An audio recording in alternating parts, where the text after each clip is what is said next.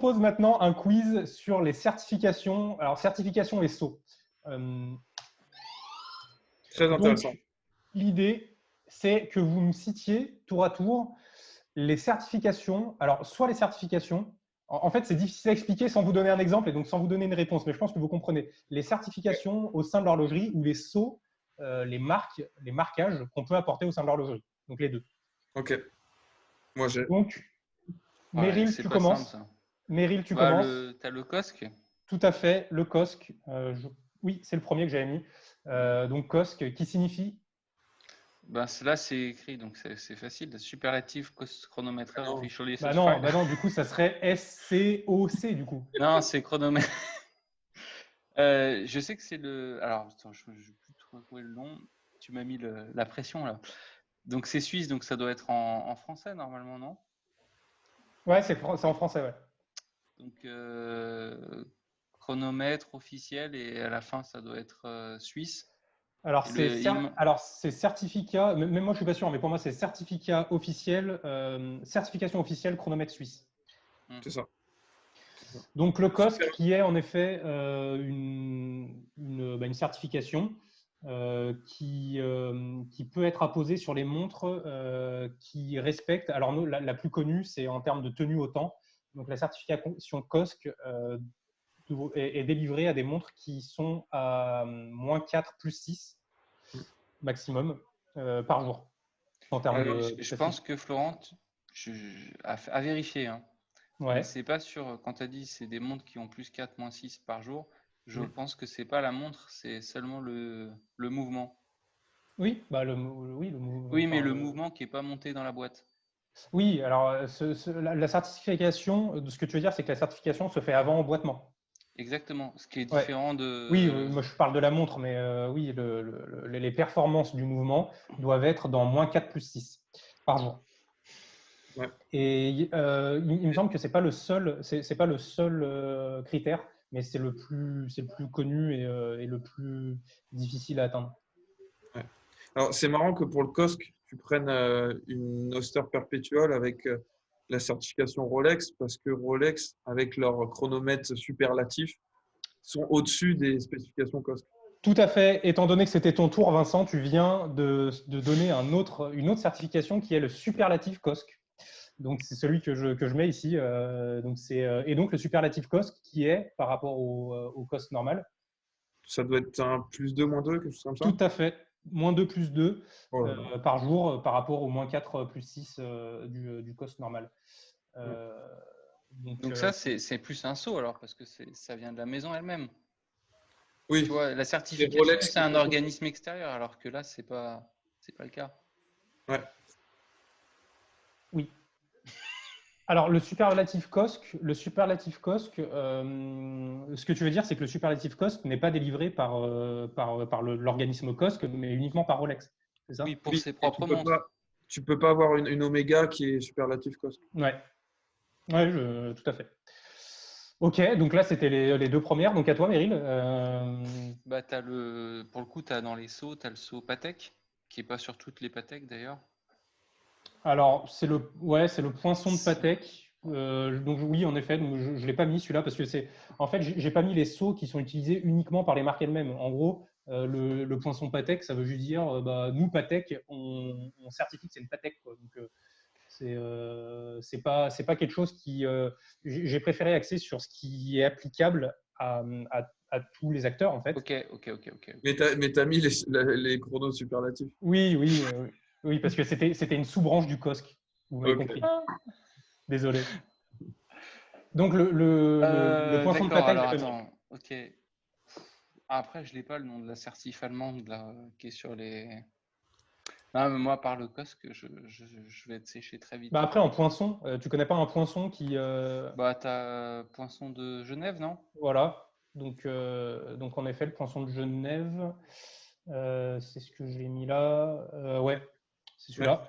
Donc, le poinçon de Genève, ouais, donc là, qui est le poinçon le plus connu de l'horlogerie, hein, et qui qui certifie les montres en fonction de plusieurs critères. Alors là, il y a plein de critères qui soient esthétiques. Alors, le Poinçon de Genève, je ne sais pas s'il y a une demande de précision comme le COSC. Ah, je sais pas. Je n'ai pas regardé ça. Le Poinçon de Genève est plus là au niveau de la qualité horlogère et sur l'esthétisme du mouvement, etc. Ce qui est intéressant, c'est que Rolex ne voulait plus avoir pardon, excuse-moi. Patek Philippe ne veut plus avoir le Poinçon de Genève depuis les premières fois qu'il a été donné à Cartier. Ouais. Ah oui, qu'il a été donné à Cartier. Alors, je ne savais pas que c'était parce qu'il avait été donné à Cartier. Je savais qu'ils ne voulaient plus le mettre et que c'est pour ça maintenant qu'ils mettent le P à l'intérieur du P. Là, c'est leur nouveau poinçon.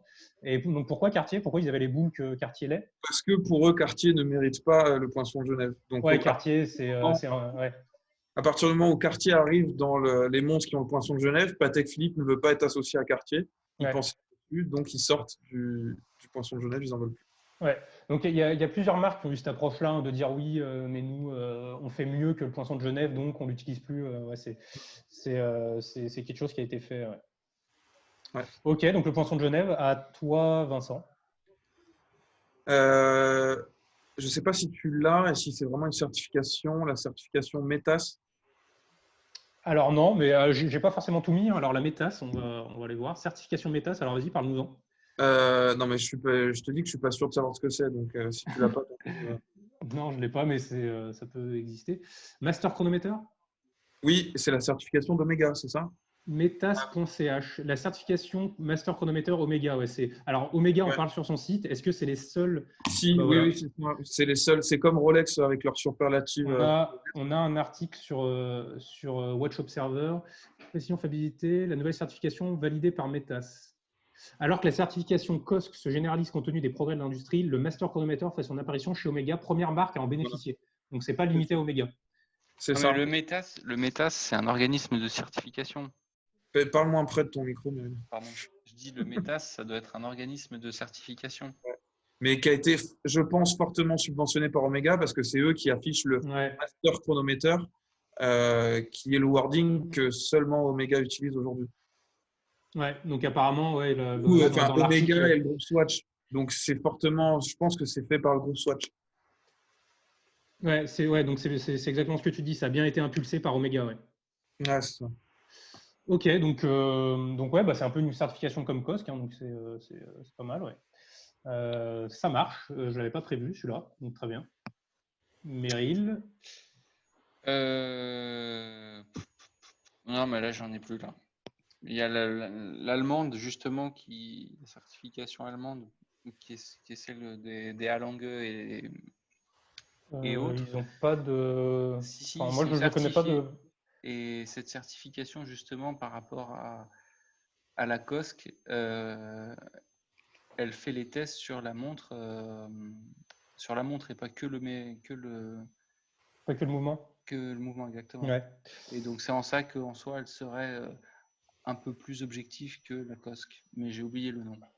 Qui nous a pris un peu à alors la dernière que j'avais prévue, c'était le poinçon de Fleurier. Ah.